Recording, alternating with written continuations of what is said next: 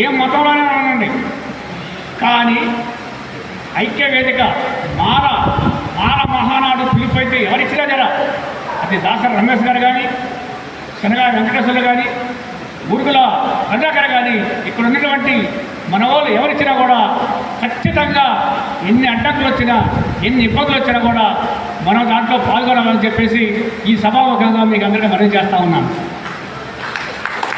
మీకు తెలుసు 2004 నుంచి కూడా ఆనాడు చంద్రబాబు నాయుడు గారి పరిపాలన ఉన్నప్పుడు కూడా ఏపీసీలు చేశారు. ఆయన ఏ కోర్టు ఆధారం లేకుండా ఆయన సొంతగానే మొత్తం మీద రాష్ట్రానికి చేసి పడేశారు. ఎందుకంటే మాలలో చాలా తెలుగు కలవాళ్ళు, వీళ్ళు మన మాట వాస్తవే, మన మాట మనమేనం, మనం అభ్యంగా నేను ఏదైనా పిలుస్తా ఉన్నా కూడా ఆయన పిలిచేదని చెప్పేసి ఎటోకి మనం వెళ్తూ ఉంటాం. ఆయన పిలిచినా నేను అంతే. అందుకని చెప్పేసి అక్కడి నుంచి ఇప్పటివరకు మనకు అన్యాయం జరుగుతుంది. అన్యాయంలో మనం నష్టపోతూ ఉన్నాం. ఇకనైనా తెలుసుకోండి మిత్రమా, తెలుసుకొని కళ్ళు తెరవండి, పోరాటానికి ముందుండాలని చెప్పేసి మరీ ఈ సభాముఖంగా మీకు అందరూ తెలియజేస్తా ఉన్నాను.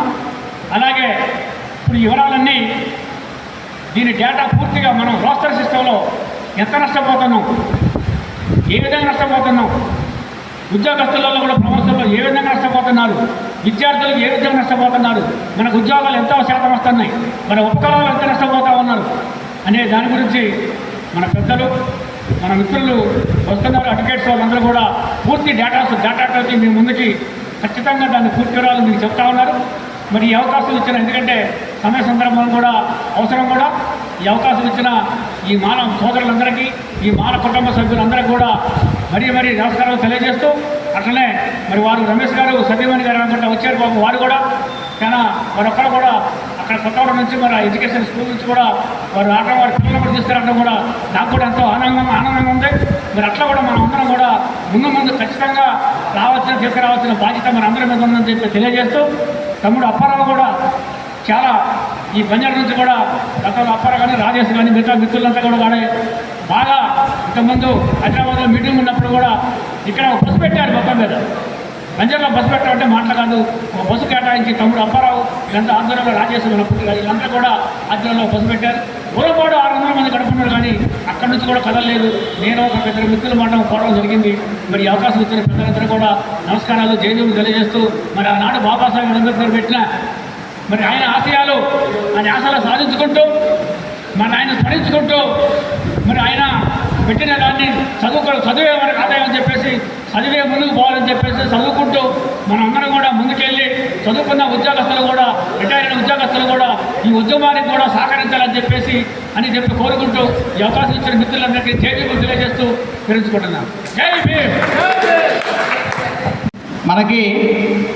మన ఈ కార్యక్రమానికి ముఖ్య అతిథులుగా మన హైకోర్టు అడ్వకేట్ గారు పల్లా రాజశేఖర్ గారు వచ్చేసారు. సార్ మనం సాధారణంగా వేదికపై ఆహ్వానిద్దాం. Please come sir. అదేవిధంగా మన కమ్మకోట అడ్వకేట్ గారు పంబ నాగేశ్వరరావు గారు, ప్లీజ్ కమ్ సార్.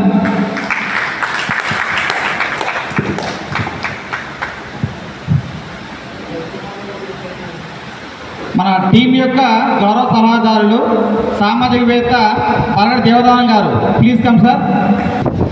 అదేవిధంగా తెలంగాణ ఎడ్యుకేట్ అసోసియేషన్ ఫర్ మాల ఇది ఏర్పడినప్పటి నుంచి కూడా మాకు ఎల్లప్పుడూ సహకరిస్తున్నటువంటి మా సింగరేణి రిటైర్డ్ జనరల్ మేనేజర్ గారు శ్రీ శనగా వెంకటేశ్వర గారు సాధారణంగా వేదిక ఆహ్వానిస్తున్నాం.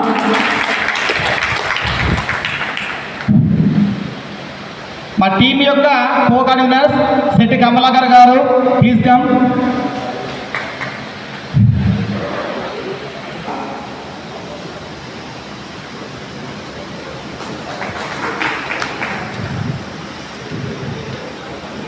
మన భూజంపాడు రిటైర్డ్ హెడ్ మాస్టర్ గారు గంజి బాబురావు సార్ గారు కూడా వేదిక అవసరం, please come sir. Retired head master గారు.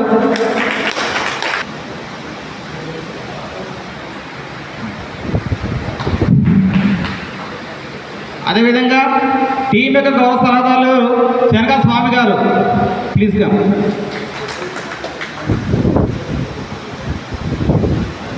టీం యొక్క కోర్ కమిటీ సభ్యులు గడ్డ వెంకటేశ్వర్లు గారు సరండి. మన టీం యొక్క కో కన్వీనర్ బుల్గుల్ కమలాకర్ గారు, ప్లీజ్ గా.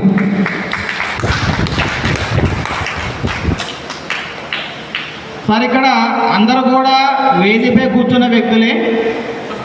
సో మనకి కేవలం కొంతమంది మాత్రమే అక్కడ ఆహ్వానిస్తున్నాము. అందరం కూడా మళ్ళీ కిందకే వచ్చేసి మన కార్యక్రమాన్ని ప్రారంభిద్దాం సార్. ఇప్పుడు అందరం కూడా మన అంబేద్కర్ గారికి గ్యాన్లైనింగ్ చేసి మన భారత రాజ్యాంగ పీఠిక ప్రవేశ పీఠిక చదివి అప్పుడు మనం ఈ కార్యక్రమాన్ని ప్రారంభిస్తున్నాడు. మనం మాలపుటకు పుట్టాము, ఈ బంజర భద్రాచలం పరిసర ప్రాంతాల్లో ఉన్నాము. ఆయనకి ఘనంగా ప్రారంభం జరగాలని చెప్పేసి మా మిత్రులు బంజారాలో ఉన్నటువంటి మా పెద్దలు మేము ఎప్పుడు ఏ కార్యక్రమం చెప్పినా కానీ వచ్చిన బర్రబాబు గారు, రాజేషు, చిట్టిబాబు మరియు మా యూత్ కూడా ఎప్పుడు ఇక్కడ ఈ మాల మహానాడికి ప్రతి విషయంలో కూడా సహకారాలు ఉన్నాయి.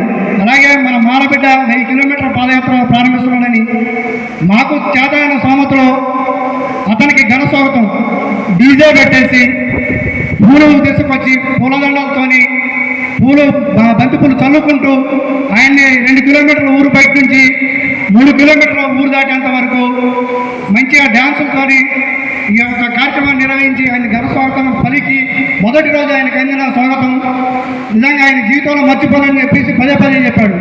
తీరా ఆయన పాదయాత్ర అయిపోయింది. ఇంకొక మహానుభావుడు ఈరోజు మన బూరుగుల అన్నగారు చెప్పారు, కరుణాకరణ గారు, మహానుభావుడు ఆయన నా మానజాతి కోసము వర్గీకరణ అడ్డుకుంటానని చెప్పేసి మంచి మీటింగ్ పెట్టాడు హైదరాబాద్లో. ఇదే బంజార్ నుంచి 50 మంది ఒక్కొక్కరు కూలి పనికి వెళ్తే కానీ 300-400 రావు. మా సోమత అయినా అటువంటి సోమత గలలో కూడా అరే మన జాతి కోసం, మన పిల్లల కోసం అని చెప్పేసి మా పనులు పెట్టుకొని మా అన్నగారు అయినటువంటి వెంకటేశ్వర గారు వాళ్ళ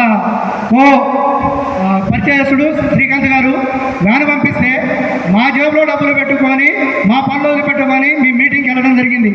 అక్కడ నిజంగా నేను డిగ్రీ చదువుతున్నాను. మన మాల జాతి ఇంత చక్కగా ఇంత మంచిగా అక్కడ మీటింగ్ అటెండ్ అవుతారని నా జీవితంలో నేను చూస్తానని కూడా అనుకోలే.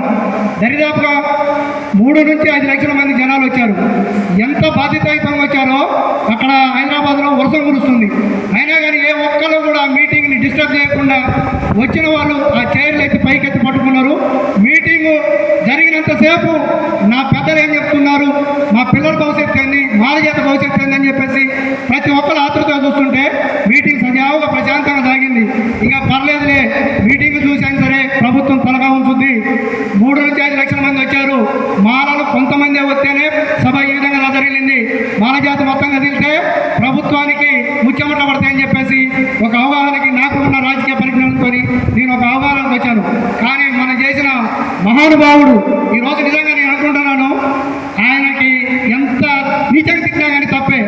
ఆయన స్వప్రయోజనం కోసం, సొంత ప్రయోజనం కోసం ఆయనకి ఏదో రాష్ట్ర మంత్రి ఇస్తాను, గనుల శాఖ మంత్రి ఇస్తానని చెప్పేసి అంటే మన మాలజాతి ఆత్మగౌరవాన్ని మొత్తానికి తాకట్టు పెట్టి ఆయన కావాల్సిన ఒక పదవి తీసుకున్నాడు.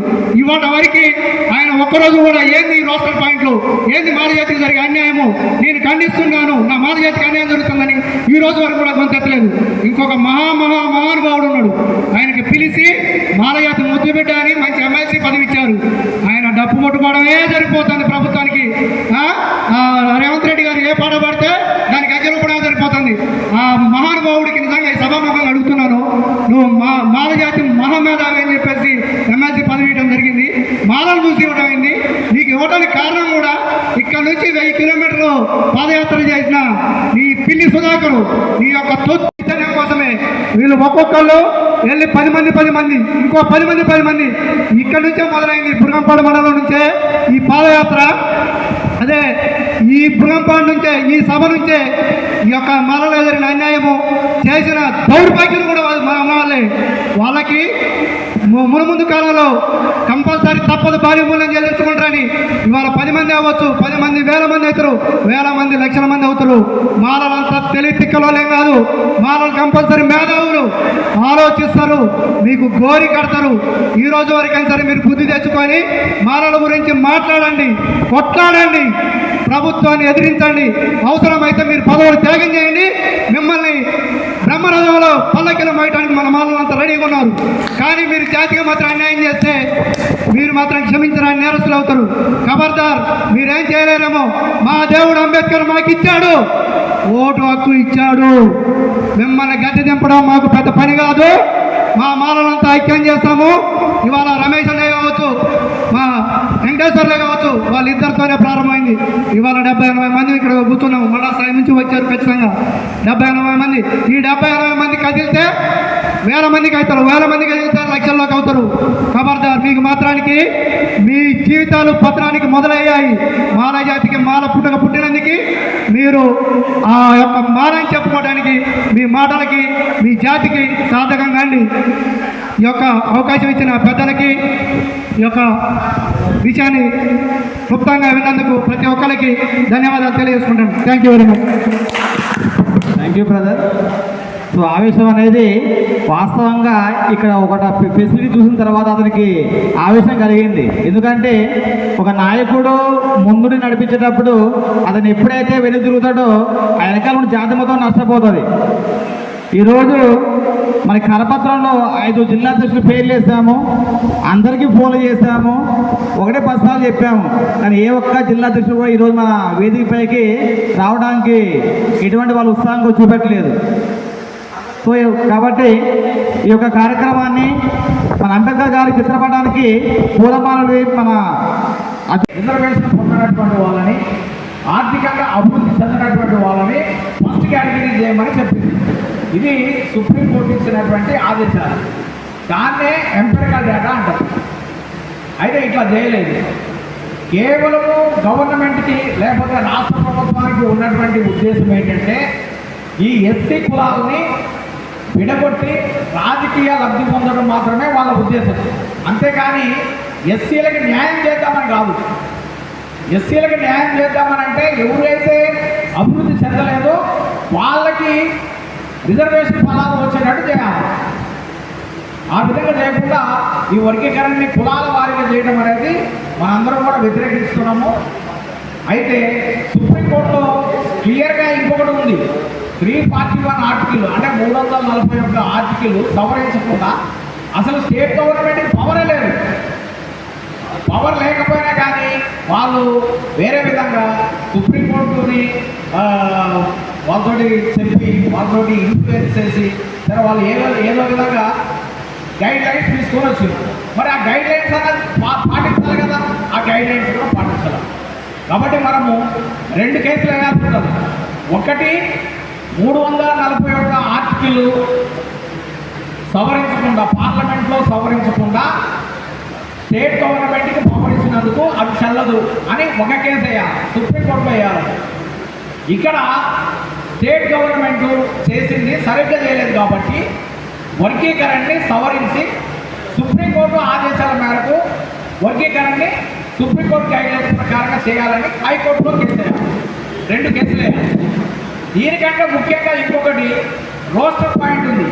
రోస్టర్ పాయింట్లో అందరికీ అంటే అభివృద్ధి చెందినటువంటి కులాలు ఏవైతే ఉన్నాయో ఎఫ్సీలకి, బీసీలకి వాళ్ళకేమో 20 లోపల 9 ఉద్యోగాలు వచ్చినాయి. ఓసీలకంటే బాగా అభివృద్ధి చెందినటువంటి కులాలు 2000 మంది. కానీ మన పాయింట్ తీసుకుపోయి 22లో పెట్టారు. అది కూడా మహిళలు. అంటే మనకి ఒక ఉద్యోగం రావాలంటే 22 ఉద్యోగాలు వస్తే ఒక మహిళకు వస్తుంది. అక్కడ మహిళ లేకపోతే మళ్ళీ దాన్ని కూడా ఓసీకి ఇచ్చేయచ్చు. కాబట్టి మనకి ఇచ్చినటువంటి రోస్టర్ పాయింట్ అది చాలా అన్యాయంగా అంటే ఈ మాల కమ్యూనిటీ ఏదైతే ఉందో వీళ్ళకి ఒక సమస్యను క్రియేట్ చేయాలి. ఎప్పుడు సమస్యని క్రియేట్ చేస్తే వాళ్ళ సమస్య చుట్టే తిరుగుతూ ఉంటారు. వాళ్ళు ఇక అధికారం కోసం కానీ వేరే హక్కుల కోసం కానీ అడిగేటటువంటి ఆస్కారం ఉండదు అనేటువంటి ఉద్దేశంతో గవర్నమెంట్ నిరంతరం మనకి సమస్యలు సృష్టించే విధంగానే చేస్తూ ఉన్నాం. ఇప్పుడు వర్గీకరణ కావాలని అన్ని కులాలు, బీసీలు, మిగతా ఎఫ్సీలు లేకపోతే మిగతా కమ్యూనిస్ట్ ఆర్గనైజేషన్స్ కూడా ఖచ్చితంగా వర్గీకరణ జరగాల్సిందే. వేరే కమ్యూనిటీ అంటే మాదిగ కమ్యూనిటీకి బాగా నష్టం జరిగింది, మాల కమ్యూనిటీ వాళ్ళు బాగా అభివృద్ధి చెందారు అని అందరూ మాట్లాడారు. మరి ఇలా సుప్రీంకోర్టు ఆదేశాల మేరకు మరి వర్గీకరణ చేయకపోతే ఎందుకు మాట్లాడలేదు? ఇది అందరికీ మనం అడిగినట్టు కనుక సుప్రీంకోర్టు ఆదేశాల మేరకు కనుక చేసినట్లయితే 59 కులాలకు న్యాయం జరుగుతుంది. మనం 59 కులాలకి న్యాయం జరగాలని చూస్తూ ఉంటే గవర్నమెంట్ మాత్రము ఒక కులంకి జరిగిన సరిపోతే ఏమవుతుందిలే, ఇవాళ ఉన్నటువంటి మన జనాభా దాదాపు 16 నుంచి 17 లక్షలు ఉంది.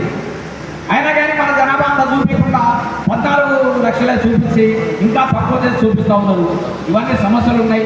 మనకి ఈవి చిన్నయ్య గారు వాళ్ళు 97లో 2000లో వర్గీకరణ చేసినప్పుడు ఈవి చిన్నయ్య గారు సుప్రీంకోర్టులో కేసు వేస్తే అది 4 సంవత్సరాలు కేసు నడిచి 2004లో కొట్టేశారు.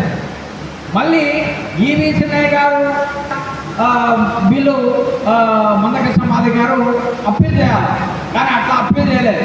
వాళ్ళ ఉద్యమాలు చేస్తూ ఏది పంజాబ్ వర్సెస్ దేవేంద్ర సింగ్ ఆ కేసులో మాకు కూడా స్టేట్ గవర్నమెంట్కి పవర్ ఇవ్వండి అని పోయి వాళ్ళ కేసులో ఇంపీడ్ అయ్యి, అంటే వాళ్ళ కేసులో ఇది కంప్లైంట్ చేసినట్టుగా ఉండి జడ్జి ఏదో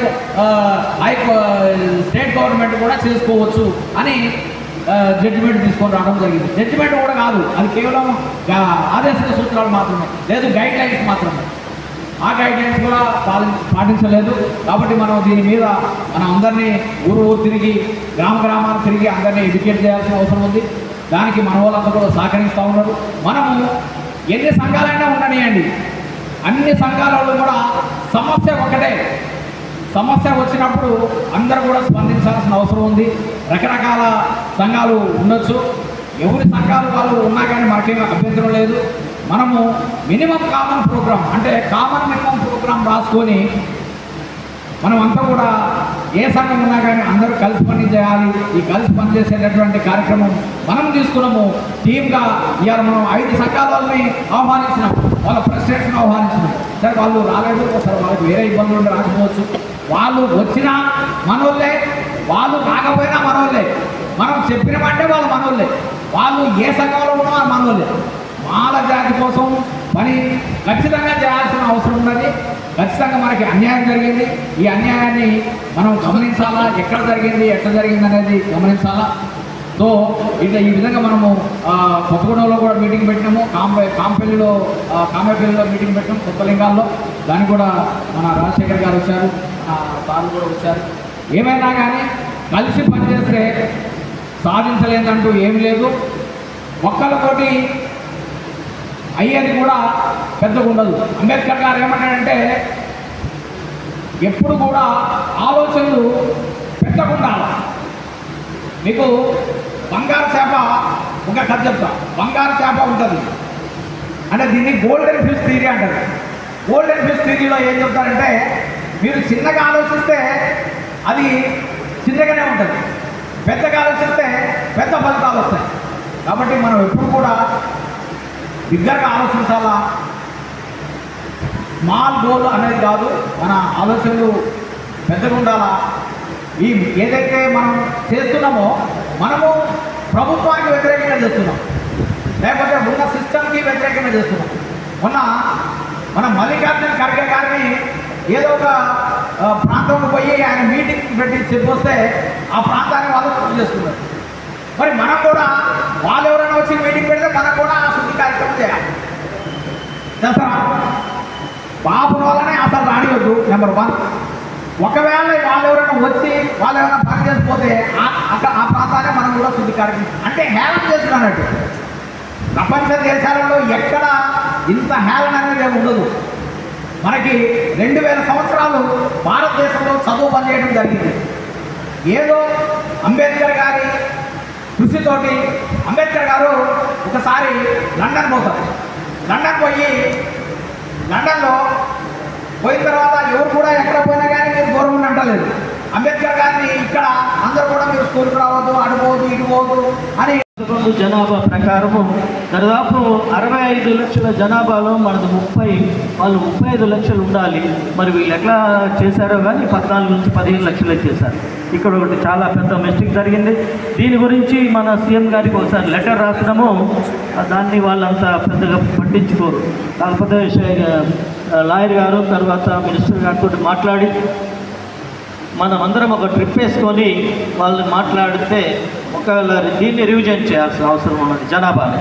అట్లా చేస్తే కొంత అయితే మేలు జరుగుతుంది. దీనికి మనం పోరాటము, తర్వాత లెటర్లు రాయడము, సంఘటితపరచడం జనాన్ని చేయాల్సిన అవసరం ఉన్నది.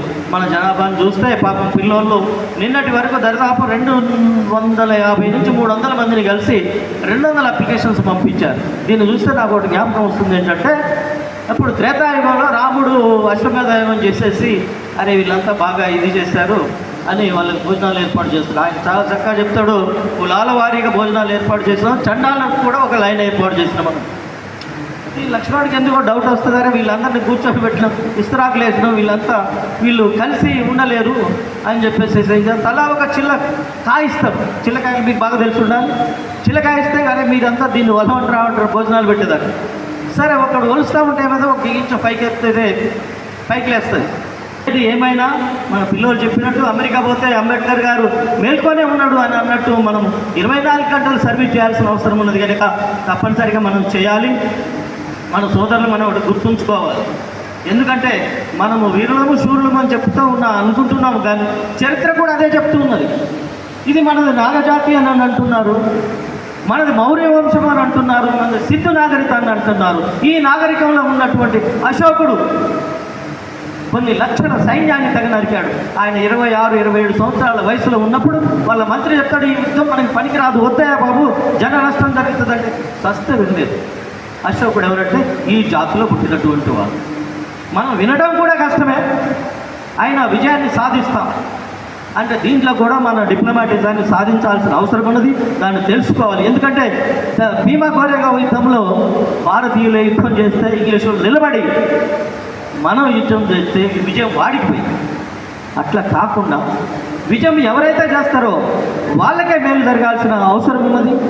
కనుక మనం ఈ వేదికని మనం పంచుకున్నాం కనుక తప్పనిసరిగా మన కర్తవ్యాన్ని పూర్తిగా నెరవేరుస్తూ దీని ఫలాల్ని మనం అందుకోవడం కాకుండా మన పిల్లలకి అందించాలి.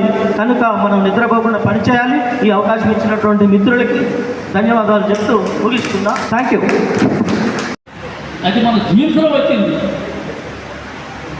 కాబట్టి మనం ఉద్యోగం సంపాదిస్తాము, చేస్తున్నాము. మన పిల్లలకి ఇప్పుడు ఉద్యోగాల్లో పోటీతత్వం పెంచాము. సరే ఇప్పుడు రిజర్వేషన్స్ ఇప్పుడు ఎవరైనప్పుడు మనం చేయగలిగేది లేదు, తప్పే ఇది కూడా. ఇప్పుడు దేశం మొత్తం మీద 22% వాళ్ళ మధ్యలో ఉన్నారు. మనకిచ్చే రిజర్వేషన్స్ అంతా 15%. దేశం మొత్తం మీద ట్రైబ్స్ 10% ఉన్నారు. వాళ్ళకి ఎంత ఇచ్చారు? 7%. దేశం మొత్తం మీద 57% బీసీలు ఉన్నారు. ఎంత ఇచ్చారు? 27%. దేశం మొత్తం మీద ఈబీసీలు ఎంతమంది ఉన్నారు? 8%. ఎంత ఇచ్చారు? 10% ఇచ్చారు. వాళ్ళు 10% లేరు, అయినా కానీ 10% ఉద్యోగాలు ఎక్కువ మంది ఎవరు దొరుకుతుంటున్నారు? సుప్రీంకోర్టులో 50% దాడుతాడు. సుప్రీంకోర్టు దాడుతానికి ఎవరికి ఇచ్చారు గీత? నువ్వు జనాభా లెక్క ప్రకారం నువ్వు డిమాండ్ ఎక్కబెట్టు. 22% మనకు వస్తాయి, 10% ఎస్టీసీకి వస్తాయి, బీసీలకి 50% వస్తాయి, వాళ్ళకి 60-70% ఓబీసీలకు వస్తాయి. ఇప్పుడు ఉద్యోగాలు ఎక్కువ ఎవరు? ఓబీసీలే. ఓబీసీలు ఈబీఎస్లు 100% కరెక్ట్. మీరు ప్రతి సుప్రీంకోర్టులో ఉన్న 33 మంది జడ్జీలలో 99% ఎవరు ఉన్నది వరకు కావాలి. వాళ్ళు జడ్జిమెంట్ ఇచ్చేది ఏ రకంగా జడ్జిమెంట్ ఇస్తారు? 99% హైకోర్టులో కానీ సుప్రీంకోర్టులో కానీ ఒక ప్రొఫెసర్ ఉన్నట్టుకోండి, వాడు మన కొడుకు ప్రొఫెసర్ చేస్తాడు. వీడేదో ఇస్తాడు, వాడు ఒక వ్యాసం రాయడం రీసెర్చ్ చేయడం ఏమి చేయాలి? వాస్తవాలు ఇవన్నీ అంటే అగ్రవర్ణాల యొక్క చేతులనే ఇప్పుడు రాజ్యాంగం నడుస్తుంది. ఇది అంటే బీపీసీ ఉన్నప్పుడు ఓబీసీ 27% ఎంత గోడ జరిగిందండి అది అప్పట్లో. మేము అబ్జర్వ్ చేసాము పేపర్లో. ఆత్మహత్య చేసుకుంటారు ఉన్నత వర్గాలు వారు. అంటే ఆ 27% వాళ్ళు దక్కన చేయాలని న్యాయం అండి. అంబేద్కర్ అనే మాట అదే, బాలగోపాల్ అనే మాట అదే. ఈ సమాజంలో సమానత్వం లేని రోజులు రిజర్వేషన్స్ ఉండాల్సిందే, ఉంటాయి కూడా, తప్పనిసరి ఉంటాయి. మనం పోరాడాల్సిందే. మనకు అన్యాయం జరిగితే ఈ విధంగా మనకు అన్యాయం జరిగిందని మనం ఇటువంటి సభల ద్వారా మనం ఉన్నటువంటి విద్యార్థుల ద్వారా మనం వీటిని తెలియజేయాలా. భవిష్యత్ తరాల వారు పోరాడతారు, వాళ్ళు పోరాడాల్సిందే. ఆ పోరాటమే వాళ్ళు పోరాటకు పోయేదే ఉంది. బానిస సంఖ్యలు తప్ప అది మార్క్స్ అనలేదా అన్నాడు కదా. కాబట్టి పోరాటం అనేది సంఘానికి అవసరం, మన హక్కులు సాధించుకోవడం కూడా అవసరమే. కాబట్టి ఈ సందర్భంగా నాకు ఈ అవకాశం ఇచ్చింది. Thank you very much.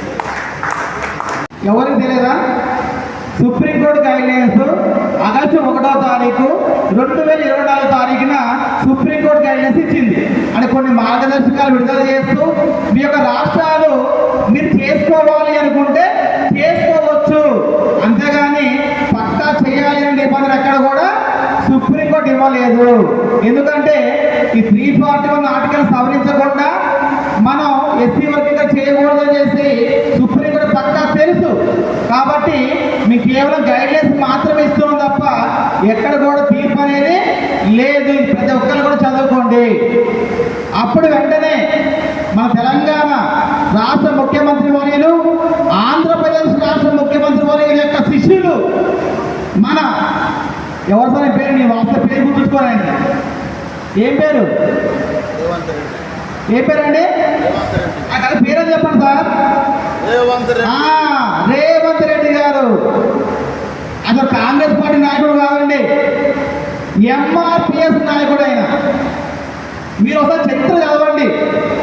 MRPS స్థాపించిందే Chandrababu Naidu, MRPS వ్యవస్థాపకుడు చంద్రబాబు నాయుడు. అతను చేసే కుట్రలో భాగంగానే ఈరోజు అప్పట్లో ఎస్సీ వర్గీకరణ జరిగింది, ఇప్పుడు కూడా ఎస్సీ వర్గీకరణ జరిగింది. ఇది ఎవరి హయాంలో సార్? అక్కడ చంద్రబాబు నాయుడు ఉన్నాడు, ఇక్కడ కూడా చంద్రబాబు నాయుడు యొక్క శిష్యుడు ఉన్నాడు.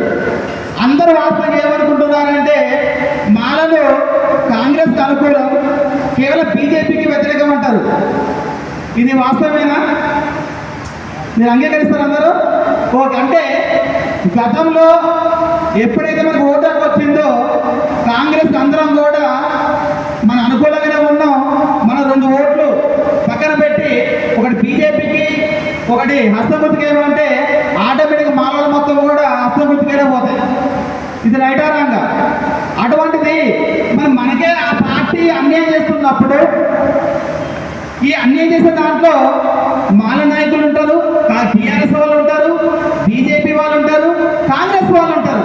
అంతేగాని కాంగ్రెస్ నాయకులకి మేలు జరిగి ఆ బీజేపీ టీఆర్ఎస్ ఉన్న వాళ్ళకి మాలలకి అన్యాయం జరుగుతుంది. ఇక్కడ అందరికీ అన్యాయం జరుగుతుంది కదా, అవునా కాదు సార్?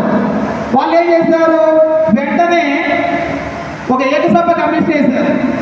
ఆ ఏకసభ్య కమిషన్ కూడా కేవలం 2 నెలల వ్యవధి చేశారు.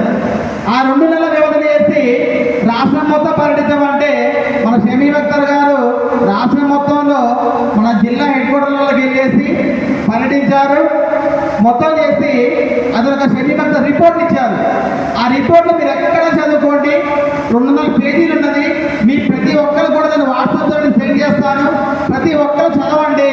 ఆ చదివిన దాంట్లో ఓట్లు అన్నీ కూడా మాదిగలు, ఆ జాబులు మొత్తం కూడా మాదిగలు చెప్పిన తప్ప మాలలకు వాళ్ళకి 30% కూడా లేదు. మరి అటువంటిప్పుడు మాలలు ఎక్కడ ఆర్థికంగా డెవలప్ అయ్యారని చెప్పేసి వాళ్ళు గ్రూప్ 3లో పెట్టారు. వాస్తవంగా జాబులు వచ్చింది మాదిగలకి, మాలలా కాదు. అటువంటిప్పుడు గ్రూప్ 3 కేటగిరీలో మాదిగలు ఉండాలి, కానీ కుట్రపూరితంగా దాన్ని మాలలకు అండగట్టారు. సో ఇదంతా బాగానే ఉంది. ఇవన్నీ రిపోర్ట్ ఏం చేశారంటే ఎంపిరికల్ డేటా అన్నారు. ఒకసారి ఆ వీడియోస్ వినండి, చదవండి. వాళ్ళు ఏం చెప్పారు అంటే మీరు రాష్ట్రం మొత్తం పర్యటించడం, ఏమైతే ప్రభుత్వ ఉద్యోగాలు కానీ ప్రభుత్వ పథకాలు కానీ ఎవరికైతే అందినాయో వాళ్ళకి డేటా తీసుకున్నాం. ఆ డేటా తీసుకొని దాని ప్రకారం ఎస్సీ ఉపవర్గీకరణ చేస్తామని చెప్పేసి మన అసెంబ్లీలో మన రేవంత్ రెడ్డి గారు ప్రవేశపెట్టారు బిల్లుని. ఆ ప్రవేశపెట్టిన దాంట్లో మీరు ఒక ఎన్నో 120 పేజీలు చదవండి ఒకసారి. దాని ఏమీ లేదు. 2011లో ఎస్సీ గ్రూప్ 1లో ఒక 15 కమ్యూనిటీస్ పెట్టారు. ఆ కమ్యూనిటీ ఎంత, వాళ్ళ పర్సంటేజ్ ఎంత. ఎస్సీ గ్రూప్ 2లో 18 కులాలు పెట్టారు, వాళ్ళ కమ్యూనిటీస్ ఎంత, వాళ్ళ పర్సంటేజ్ ఎంత. ఎస్సీ గ్రూప్ 3లో 26 కులాలు పెట్టారు, వాళ్ళ పాపులేషన్ ఎంత, వాళ్ళ పర్సంటేజ్ ఎంత, దీని ప్రకారం వర్గీకరణ చేశారు. మరి ఇది వర్గీకరణ చేయడం కోసం ఒక 6th క్లాస్ పిల్లగాడికి ఒక బుక్ ఇచ్చి వాడి పర్సంటేజ్ లెసన్ చెప్పండి. అలా బాబు 100కి 50 రూపాయలు ఇచ్చినాం, 200% ఎంత అంటే 100 రూపాయలు చెప్పేస్తాడు. ఎందుకంటే ఆ సింపుల్ క్యాలిక్యులేషన్, కూర్చుంటాడు వాడు పర్సంటేజ్ లెక్కలు చేసేస్తాడు. ఇది చేయడం కోసం ఒక 6th క్లాస్ పిల్లగాడు చేసిన పర్సంటేజ్ని మన అందరినీ వాడేదో వాడు న్యాయబద్ధంగా చేసినట్టు ఒక తప్పుడు ప్రచారం చేసి రాష్ట్రం మొత్తం తిప్పి ఒక తప్పుడు నివేదిక ఇచ్చి మానవ గొంతు కోసారు. ఆ గొంతు కోసిన నాయకుడికి మానవ హక్కులు చైర్మన్ ఇచ్చారు సార్. ఎంత తెలుసా ఇది? కొంచెం కనీసం మీరు సమాధానం రావాలి. ఎవరైతే షమీమ్ అఖ్తర్ గారు మన మానవులకు గొంతు కోసి రిపోర్ట్ ఇచ్చిండో అతను ఇప్పుడు మానవ హక్కుల కమిషన్ చైర్మన్ అతను.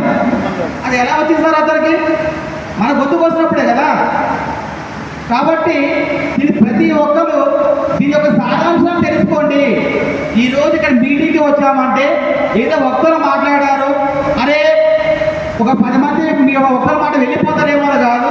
దయచేసి ఒక వ్యక్తి ఉన్నా కానీ ఆ వ్యక్తిని ఈ యొక్క కాన్సెప్ట్ చెప్పి ఆ వ్యక్తి ద్వారా 10 మందిలో వెళ్ళే ప్రయత్నం టీం చేస్తుంది. ఇక్కడ ఈరోజు 70 మంది ఉన్నారు. 70 మంది అంటే మనం 70 మంది కనుక మన గ్రామాలకు వెళితే ప్రతి గ్రామాన్ని చైతన్యం చేయొచ్చు. కేవలం 2-3 నెలల వ్యవధిలోనే మనం ఏమైతే హక్కులు కోల్పోయామో ఆ హక్కుల సాధన కోసం మేము పోరాడుతున్నాం. మీరు కొంతమంది మీరు మమ్మల్ని గమనించారో లేదో, నిన్న నైట్ నేను ఉప్పుసాకి వెళ్ళా. నేను వెళ్ళేలోపు ఆ ఊళ్ళో లైట్లు వాళ్ళు మొత్తం నాయకులు ఉంటారు. మనందరం కూడా కలిసి పనిచేద్దాం. ఏమైతే నోట్ల విధానం ద్వారా మనకు జరిగిన అన్యాయం ఉందో దాన్ని ప్రశ్నించాలి. అంతేగాని ఏదో 2 విరుద్ధ పత్రాలు ఇస్తేనో కోర్టు కేసు ఇస్తేనో రాదు. ప్రభుత్వాలు ఎప్పుడు కూడా ప్రజాబలం లేకుండా ప్రభుత్వాలు మాలకు మద్దతు తెలపవు. ఈ రోజుకి జరిగే పరిస్థితులు అవే. మొత్తం కూడా మన తెలంగాణలో 30-40 మాల సంఘాలు ఉన్నాయి. అందరూ కలిసి పని చేయగలిగితే తెలంగాణ ప్రభుత్వం కేవలం 2-3 నెలల్లోనే మనం ఏమైతే కోల్పోయిన హక్కులను తిరిగి ఇవ్వగలుగుతాం. కానీ ఏం జరుగుతుందంటే ఒక వర్గం మీటింగ్ పెట్టినప్పుడు వేరే వర్గం రాకపోయినా ఏం కాదులే, కానీ అక్కడ ఉండి వాళ్ళని రాకుండా అడ్డుకట్టేస్తుంది. అటువంటి నాయకులని మన ఊళ్ళో నుంచి వెళ్ళవలసిన అవసరం పక్కా ఉంది. ఎందుకంటే ఎవరైతే జాతి కోసం ముందుండి వెళ్తున్నాడో అతనికి మనం సపోర్ట్ చేయాలి. ఎవరు మీటింగ్ పెట్టని మనం కంపల్సరీ వెళ్తాం. అంతేగాని ఈరోజు ఎప్పుడు కూడా బూర్గంపాడు మండలంలో లేని మాల మహానాడు కమిటీ ఈరోజు మధ్యాహ్నం వేశారు. ఇది ప్రతి ఒక్కరు గమనించాలి. ఈ రోజు వరకు బూర్గంపాడు మండలంలో మాల మహానాడు మండల కమిటీ లేదు. కేవలం టీం ఈ రోజు మీటింగ్ పెడుతుందని తెలిసి కొంతమంది స్వార్థపూరితంగా వెళ్ళి ఇక్కడ మండల కమిటీలు వేసి బూర్గంపాడు నుంచి ఒక్కళ్ళు కూడా రాకుండా అడ్డుకున్నారు. ఓకే, ప్రాబ్లం లేదు. దానికి మేము చాలా గర్వంగా ఫీల్ అవుతున్నాం. ఎందుకంటే మేము ఒక మండలాన్ని మేల్కొల్పినాం. నిద్రపోతున్న మండలాన్ని టీం అనేది మేల్కొల్పింది. కాబట్టి మేము ప్రతిదీ కూడా గర్వంగా ఫీల్ అవుతున్నాం.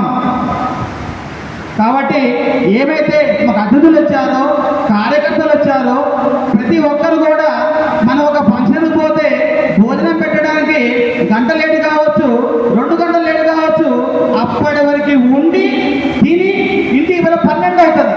అటువంటిది మన జాతి భవిష్యత్తు కోసం మనందరం ఎక్కడెక్కడ నుంచో కొన్ని గ్రామాలకు ఇక్కడ విచ్చేసినప్పుడు మన సమస్యలను మనం పరిష్కరించుకోవాలంటే ముందు మనం చర్చించుకోవాలంటే ప్రతి ఒక్కరి ఆలోచన విధానం అనేది ఇక్కడ వేదిక మీద తెలియజేయాలి. అప్పుడు మాత్రమే మన సమస్యకి పరిష్కారం దొరుకుతుంది. అంతేగాని ఈరోజు ఇక్కడ 20 మంది వచ్చి ఉండొచ్చు, 30 మంది ఉండొచ్చు, వచ్చిన వెళ్ళిపోయి ఉండొచ్చు. చివరి వరకు ఎవరైతే ఉన్నారో వాళ్ళే నిజమైన కార్యకర్తలు. అంతేగాని ఏదో వచ్చినాం ఏదో పోయినాం.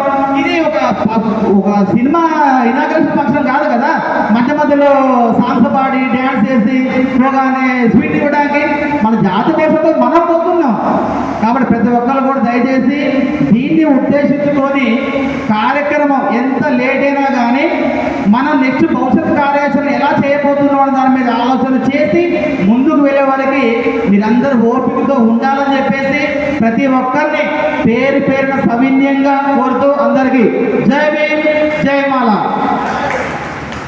అన్ని ప్రాంతాలకు వెళ్ళి రేపటి దినానికి ఆ రోజు మీటింగ్ ఉన్నట్టే మాకెందుకులే అని అనుకోని ఒక్కరు రాలా. ఈ గ్రామంలో కూడా చాలామంది రాలే.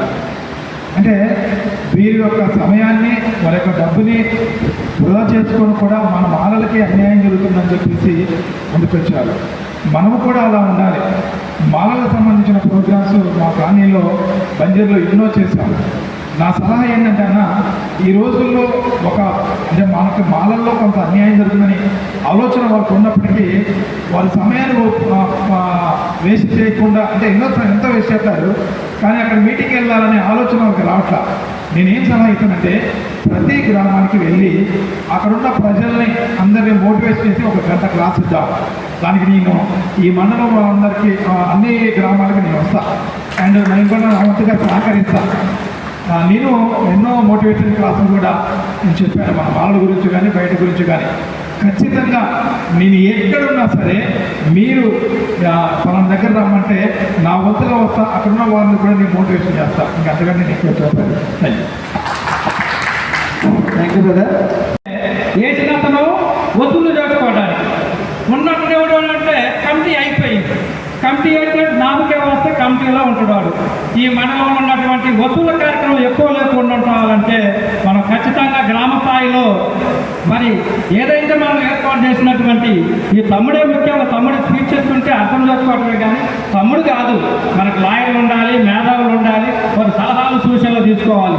మరి భవిష్యత్ కార్యాచరణలో పాల్గొనాలంటే నా వంతుగా మా సోంపల్లి కానీ మండల స్థాయిలో కానీ నా వంతు నాకున్నటువంటి స్థాయిని బట్టి ఏ ఖర్చు అయినా కూడా తమ్ముడు కానీ ఎవరైనా అడిగితే ఎంతో నా సాయం చేసినట్టు ఇవ్వడానికి నేను సిద్ధంగా ఉన్నా. మరి ఈరోజు ఈ కార్యక్రమం విజయవంతం కావడానికి కారణం ఏంటంటే కొద్దిగా వచ్చిన మోనపల్లి బంజారా గ్రామస్తులకు తెలియజేస్తే మినిమం మీటింగ్ చెప్తే 50 మంది నుంచి 100 మంది రావడానికి వాళ్ళే సిద్ధంగా ఉన్నది ఈ మండలం. మరి ఎందుకున్నారంటే మన కింది స్థాయి నుంచి మనం చదువుకున్నట్టు నేను చదువుకున్న ఇంటర్మీడియట్ అయిపోయింది, మా అబ్బాయి డిగ్రీ అయిపోయి బీటెక్ హైదరాబాద్ సాఫ్ట్వేర్ జాబ్ చేస్తాడు. రేపు పొద్దున జాబ్లు పడితే మా వాడికి రావాలి, ఉద్యోగం రావాలంటే నేనేం చేయాలి? ఈ ఉద్యోగంలో పాల్గొని రాష్ట్ర స్థాయిలో ఢిల్లీ స్థాయిలో హైకోర్టులో విజయం సాధిస్తే నా కొడుకు 100% ఉద్యోగం సాధిస్తుంది. మరి నేనేం చేయాలంటే నాకున్న స్థాయిని బట్టి గ్రామ స్థాయిలో తిరిగి అన్నట్టు మీటింగ్కి రాండి అన్నారు. నాకు ఆటోలు ఎక్కువ ఆటోకి ఛార్జీ, లేకపోతే ఇక్కడ భోజనం ఏర్పాటు. ఈరోజు మరి అదే మధ్యాహ్నం పెట్టి భోజనం పెట్టినట్టయితే చాలా బాగున్నాను. మరి కొంత ఆర్థిక స్థాయి లేకపోయినా కూడా భవిష్యత్తులో మంచి కమిటీ వేసేసుకొని మండల స్థాయిలో జిల్లా స్థాయిలో ఏదైనా మీటింగ్ జరిగితే 100% నా వంతుగా ఏదైనా సాధించడానికి సిద్ధంగా ఉన్నా. గ్రామ స్థాయిలో ఏది చెప్పినా కూడా నేను చేయడానికి సిద్ధంగా ఉన్న అవకాశం ఇస్తున్న పెద్దలందరూ ధన్యవాదాలు తెలియజేస్తాను. Thank you sir. ఇక్కడ వచ్చిన మనం ఈ కార్యక్రమం ఏంటంటే భవిష్యత్తులో మన పిల్లలకి మంచి నియమాలు ఉండాలి, ఉద్యోగ అవకాశాలు ఉండాలి. ఈరోజు తీసుకొచ్చి మన భవిష్యత్తు తరాలను కాపాడుకుందామని కోరుకుంటూ ఈ అవకాశం ఇచ్చినందరికీ ధన్యవాదాలు. థ్యాంక్ యూ అన్న. మన మాలల న్యాయ పోరాట సభకి ఎప్పుడు పిలిపించినా కానీ నేను మీకు ఆర్థికంగా కానీ నా యొక్క సమయాన్ని కానీ ఇస్తానని చెప్పేసి మాకు ఎల్లప్పుడూ సపోర్ట్ ఉన్నటువంటి మన ఆచార్య డాక్టర్ మద్దల శివకుమార్ గారిని వేదికపై అవసరం కోరుతున్నాను.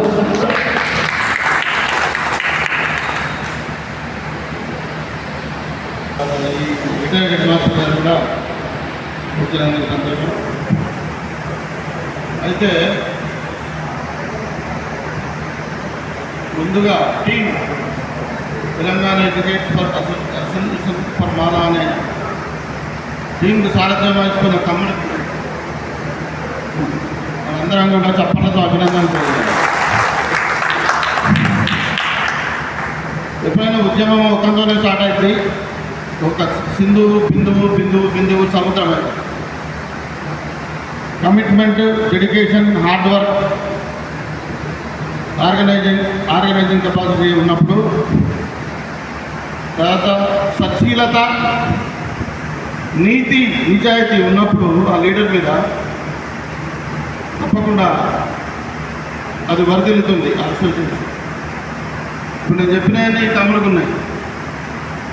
సో ఈయన లీడర్గా ఉన్నాడు, తర్వాత మనందరం కూడా అడ్వైజర్స్గా ఉన్నాం కాబట్టి టీం అనేది శైశవ దశలో ఉంది. టీంని ఇంకా జాగ్రత్తలు చేసి పల్లె పల్లెకు pond cannot come to us, we have to go to the pond అని ఒకటి ఉంది ఇంగ్లీష్లో. చెరువు మన దగ్గరికి రాదు, మనమే చెరువు దగ్గరికి వెళ్ళాలి. ఇప్పుడు ఈ వ్యవస్థ అంతా కూడా కులాలతో వర్గీకరించబడి, మతాలతో వర్గీకరించబడి ఒక మత్తులో చేరి ఆడుతుంది. మన మాల దుకాణంలో చాలా డిమెరిట్స్ ఉన్నాయి. ఆ తమ్ముడు జగన్మోహన్ రావు చెప్పినట్టుగా ఐక్యత లేదు. ఐక్యత అనేది నెంబర్ 1 లేదు. మన వాళ్ళు కొంతమంది దేవుణ్ణి అంగీకరించి చర్చలకి పూర్తిగా డెడికేట్ అయి ఉంటున్నారు. ఇప్పుడు ఈ తమ్ముడు ఈ టైంకి ఎందుకు పెట్టిందంటే, పొద్దున పెడితే చర్చకు పోయిన వాళ్ళు రారు, మధ్యాహ్నం 1 గంట 2 గంటలకు పెడితే భోజనం పెట్టాలి, డబ్బులు లేవు కాబట్టి 4 గంటలకు పెట్టాడు. అయితే మర్చిపోయాడు ఒకటి ఈయన ఏంటిదంటే, మధ్యాహ్నం చర్చికి పోయి వచ్చిన తర్వాత మంచిగా చక్కని నాన్ వెజ్ తిని మనం పండుకుంటారు. మరి తక్కువ ఉన్నా కూడా మనందరం కూడా మరి పోరాట యోధుల్లాగా ముందుకెళ్ళాలి. ఆ విధంగా ప్రణాళికబద్ధంగా వెళితే తప్పకుండా మన లక్ష్య సాధనకు మనం చేరుకుంటాం తెలియజేస్తూ, నేను కళాకారులు కాబట్టి పాటతో ప్రారంభించి పాటతో ముగిస్తా, ఎక్కువ సమయం తీసుకోను. విలువైనటువంటి అంశం, ఎందుకంటే అప్పటికే మాలలందరూ కూడా చైతన్యవంతులై రాజకీయంగా, సామాజికంగా, సాంస్కృతికంగా, ఆర్థికంగా కొంత ముందంజలో ఉండి కాంగ్రెస్ పార్టీకి వాళ్ళు చేతనిచ్చే విధంగా ఉండేవాళ్ళు. ఇది వాస్తవం. అయితే చంద్రబాబు నాయుడు ఏం చేసిందంటే, దళితుల ఓట్లలో మాల ఓట్లు మనకు రావు కాబట్టి సంఖ్యాపరంగా ఎక్కువగా ఉన్నటువంటి మాదిగ ఓట్లను మనము కైవసం చేసుకోవాలనే ఉద్దేశంతో ఏరియాని 100 మందిగా మార్చి ఆయన రంగంలో దించింది. ఆయన ఫస్ట్ మాట్లాడుతూ అంతా కూడా మాలలతో ఆయన సన్నిధితో ఉండి అంబేద్కరిజం గురించి మాట్లాడుతూ ఆఖరికి అంబేద్కరిజాన్ని పక్కన పెట్టి ఆయన మోదీ ఒక ప్రభుత్వంతో మమేకమై ఆ విధంగా అయితేనే వర్గీకరణ వస్తుందనే ఒక కుట్రతో ఆయన వర్గీకరణ అమలు దిశగా అడుగులు వేశాడు. వేయి గొంతుకల విప్లవ శంఖం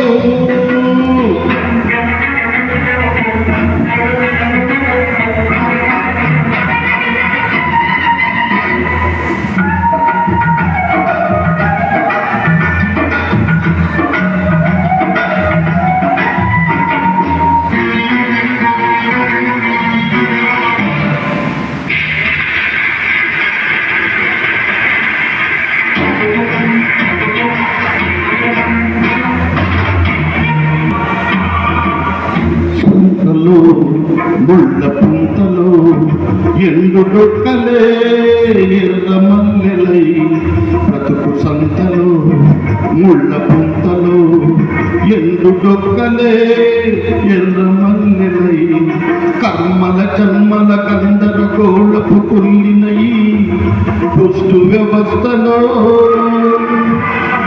అల్లాడే నేటి జీవులే రేపటి విముక్తి వీరులై విధి రాతలపై సవాలు చేస్తూ విప్లవ శంఖం వినిపిస్తారే.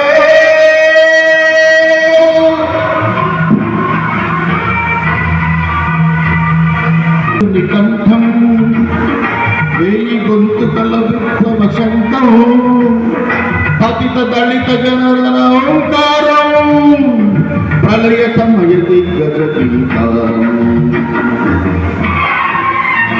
వల్ల మనకి ఇప్పుడు ప్రజెంట్గా 22వ రోస్టర్ పాయింట్ ఇచ్చారు. గ్రూప్ 3కి 22వ రోస్టర్ పాయింట్ అంటే ఏంది, 100 ఉద్యోగాలు ఇస్తే 22వ ఉద్యోగం మన కమ్యూనిటీకి వస్తుంది. అదే ఫర్ సపోజ్ గవర్నమెంట్ ఉద్యోగాలు 20 ఉన్నాయి అనుకోండి, మనకు రావది. సో అలా మనం నష్టపోతున్నాం. ఇంతకుముందు రిజర్వేషన్ ఎస్సీలకు రిజర్వేషన్ 15% ఉంటే అందులో 15% మందిలో ఎవరైతే ప్రతిభావంతులు ఉంటారో వారు ఉద్యోగాలు పొందేవారు. అది ఎస్సీ గ్రూప్ 2 పర్సన్ అయినా, మాది అయినా, మాలైనా, రెల్లైనా, ఇంకే సామాజిక వర్గమైనా వారు వాళ్ళ ప్రతిభను బట్టి వారికి ఉద్యోగాలు వచ్చాయి.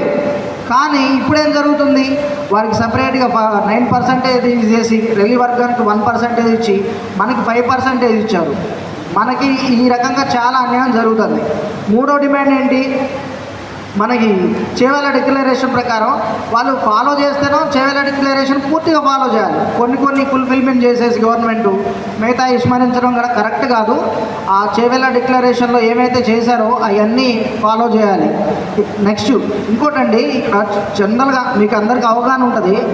ఇప్పుడు మాలలు ఉద్యోగాలు పొందారు, కొంచెం ఎకనామికల్గా సెట్ అయ్యారంటే కొంతవరకు వాస్తవమే. కానీ ఎందుకు ఇప్పుడు సబ్ కేటగరైజేషన్ ఇప్పుడు చేశారు. ఇంతకుముందు ఎస్సీ అంటే అందరూ ఒకటే సమానమే కదా. ఇప్పుడు గ్రూప్ 1, గ్రూప్ 2, గ్రూప్ 3 అని ఇప్పుడు చేశారు. ఇంతకుముందు ఎస్సీలంతా సమానమే, అందరికీ ఈక్వల్ రిజర్వేషన్ ఉంది.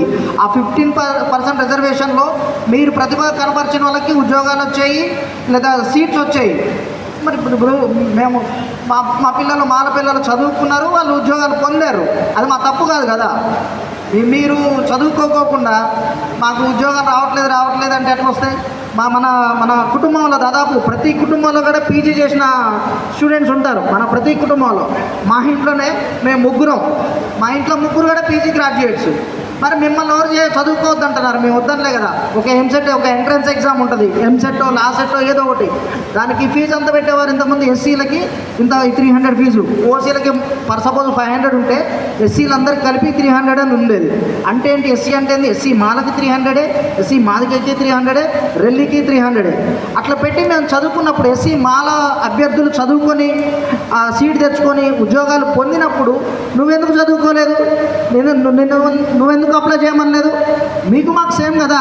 అదే 300 రూపాయలు నీకు అప్లికేషన్ ఫీజు సేము, మాకు అప్లికేషన్ ఫీజు సేము. మేము చదువుకున్నా, నువ్వు చదువుకోలే, అది మా తప్పు కాదు కదా. అది ఇంకొకటి. సరే, ఈ కార్యక్రమంలో ఈ 3 లక్ష్యాలు దాని గురించి మనం ఖచ్చితంగా ఫైట్ చేద్దాము. ఇటువంటి కార్యక్రమాలు బ్రదర్ కూడా ప్రతి చోట నిర్వహించాలా. ఇలాంటి కార్యక్రమాలను మనం కూడా చాలా విజయం సాధించాలి. స్టేట్ వైడ్ కూడా ఇలాంటి కార్యక్రమాలు జరగాలి. ఇంకోటి అంటే ఈ కార్యక్రమానికి సంబంధం లేదు, చిన్న విషయం ఏంటంటే జనరల్గా మనం కొంతమంది క్రైస్తవ మతంలో విశ్వాసులు ఉంటారు. వాళ్ళ మనోళ్ళు చేసేది మిస్టేక్ ఏంటంటే, సరే విశ్వాసం ఉంటే ఉండొచ్చు కానీ వీళ్ళు పోయి మళ్ళీ మన రిజర్వేషన్ క్యాన్సిల్ చేయించేసుకొని బీసీసీ సర్టిఫికేట్ తీసుకోవడం, ఇట్లాంటివి కూడా మన జనాభా తగ్గడానికి అదొక కారణం. సో దయచేసి మీరు చర్చలకు వెళ్తుండొచ్చు కానీ దయచేసి మన రిజర్వేషన్ మాత్రం పోగొట్టుకోమాకండి. ఇంకో చిన్న ఒక న్యాయవాదిగా మీకు ఇచ్చే సలహా ఏంటంటే, ఒకవేళ మందిరాలకి మనం పోవాల్సి వచ్చినప్పుడు అంటే ఒక న్యాయవాదిగా మిమ్మల్ని భయపెట్టకూడదు కానీ చిన్న సలహా, దానికి సంబంధించిన బైబిల్ కానీ ఏమైనా మీరు పబ్లిక్గా తీసుకోపోకోకుండా కానీ ఒక కవర్లో పెట్టుకొని తీసుకోపోవడం, నెక్స్ట్ ఈ వీడియోలు చేయటం, స్టేటస్లు పెట్టడం ఇలాంటి దయచేసి చేయమాకండి. ఎందుకంటే మీ ఎస్సీ సర్టిఫికేట్ పోవడానికి ఒక్క ఫోటో చాలు మీది. మీరు చర్చిలో ప్రార్థన చేస్తున్నప్పుడు మీ చేతిలో బైబిల్ ఉన్నప్పుడు ఒక్క ఫోటో చాలు అదర్ సైడ్ ఆఫ్ పర్సన్కి మన రిజర్వేషన్ పోగొట్టడానికి. ఇంకొకటి అంటే ఇది ఒకవేళ అధిక కులాల వాళ్ళు మన మీద దాడులు చేస్తే మనం జనరల్గా ఎస్సీ ఎస్టీ అట్రాసిటీ కేసు పెడతాము. ఓకే, పెట్టవచ్చు, అది మనకున్న హక్కు. కానీ నేను ఇచ్చే సలహా ఏంటంటే, ముఖ్యంగా ఈ చర్చస్కి పోతున్న వాళ్ళు ఇలాంటి ఈ సెక్షన్ వాడుకునే ముందు కొంచెం ఆచితూచి వ్యవహరించండి. ఎందుకంటే ఈ సెక్షన్ పెట్టడం వల్ల సరే మీకు అన్యాయం జరిగితే అది పరిష్కారం కావచ్చు కానీ మీరు బ్లైండ్గా ఏం జరగకపోయినా ఒక్కొక్కసారి పెట్టడం వల్ల ఏమైందంటే సర్టిఫికేటే పోతుంది. అది మనకు ఎక్కడో జరగలే, మన ఖమ్మం జిల్లాలోనే ఇంతకుముందు 40 సంఘాలు 40 వ్యవహారాలు ఇచ్చిన్నమై అత్యంత దుర్బల పరిస్థితులు ఎదుర్కొంటున్నాం. ఈరోజు సమాజాన్ని ఏకం చేయాలి అంటే గ్రామాన తిరగాల్సిన అవసరం ఏర్పడింది. దానికి టీం ఎంతగానో నడుము బిగించి రమేష్ నాయకత్వంలో, మన వెంకటేశ్వర గారి నాయకత్వంలో టీం సభ్యులందరూ పెద్దలందరినీ ముందు పెట్టుకొని ఎంతో బాధ్యతాయుతంగా కార్యక్రమాలు చేపడుతూ ముందుకు వస్తారు. కాబట్టి వాళ్ళకి మరి ఒక్కసారి ధన్యవాదాలు తెలియజేస్తూ చప్పట్లతో వాళ్ళని ఎంకరేజ్ చేయాలని కోరుతా ఉన్నాను. మరి ఈ గ్రామానికి, ఈ మండలానికి నన్ను ఆహ్వానించిన మీ అందరికీ ఆహ్వానం అందించి ఇక్కడికి వచ్చి ఈ సభని విజయవంతం చేసిన మీ అందరికీ పేరు పేరున ధన్యవాదాలు తెలియజేస్తా ఉన్నాను. మన ముందు చాలా సమస్యలు ఉన్నాయి. రోస్టర్ విధానం అయితే కానీ, క్లాసిఫికేషన్ విధానం అయితే కానీ, ఇవన్నీ కూడా మనకి ఏదైతే సెంట్రల్ గవర్నమెంట్ కానీ, మన సుప్రీంకోర్టు జడ్జిమెంట్ కానీ, గవర్నమెంటే మన తరపున లేదు. తద్వారా సుప్రీంకోర్టు జడ్జిమెంట్ మనకు అనుకూలంగా రాలేదు. సుప్రీంకోర్టు జడ్జిమెంట్లో ఎంపెరికల్ డేటా ఆధారంగా మనల్ని డివైడ్ చేయమని అడిగి చెప్పింది. 341 ఆర్టికల్ ఏం చెప్తుంది? మనల్ని డివైడ్ చేయడానికి లేదు, అవకాశం లేదు అని మనం క్లియర్గా చెప్తాము. కానీ దాన్ని పక్కన పెట్టి ఈ విధంగా చేయొచ్చు, ఈ లూప్ హోల్స్ ఉన్నాయని గవాయి అనే ఒక దళిత న్యాయమూర్తి గారిని కూడా ముందు పెట్టి ఆ జడ్జిమెంట్ ఇవ్వడం జరిగింది. ఇదిగో చూడండి, మీ దళిత న్యాయమూర్తి ఈ విధంగా కోరుతా ఉన్నారు, ఆయన స్టేట్మెంట్ ఇది అని మనకి ప్రస్ఫుటంగా చూపించి మరీ ఆ రోజు జడ్జిమెంట్ ఇవ్వడం జరిగింది. జడ్జిమెంట్ మొదలు పెట్టినప్పుడే భారతదేశంలో ఎప్పుడు రిజర్వేషన్కి కాన్స్టిట్యూషన్ కానీ, నాయకులు కానీ వ్యతిరేకం అనే మాటని డాక్టర్ జవహర్లాల్ నెహ్రూ ఏదైతే మాటని వెలియబుచ్చారో ఆ మాటని ప్రిపేర్గా రాస్తూ, ముందు వచనాలుగా రాస్తూ ఆ జడ్జిమెంట్ కొనసాగింది. అంత దౌర్భాగ్యమైన జడ్జిమెంట్లు మన భారతదేశంలో ఈరోజు వస్తున్నాయంటే దానికి కారణం ఏంటి? ఈ రోజున్న ప్రభుత్వాలు, ఏం ప్రభుత్వాలు నడుస్తూ ఉన్నాయి? ఎక్కడ దళితుల్ని అణచివేస్తే బాగుంటుంది, ఏ విధంగా వీళ్ళని అణచివేయాలి, అణచివేస్తే వీళ్ళ ఆలోచనలు అక్కడి వరకే తిరుగుతుంటాయి, రాజ్యాధికారం వైపు పోవు. రిజర్వేషన్ చుట్టూ తిరుగుతా ఉన్నాం మనం, ఇప్పటి వరకు కొట్లాడుతూనే ఉన్నాం. రేపు యాంటీ రిజర్వేషన్ స్టార్ట్ అవుతుంది, మూమెంట్ స్టార్ట్ చేద్దామని వాళ్ళ ఆలోచనలో ఉన్నారు.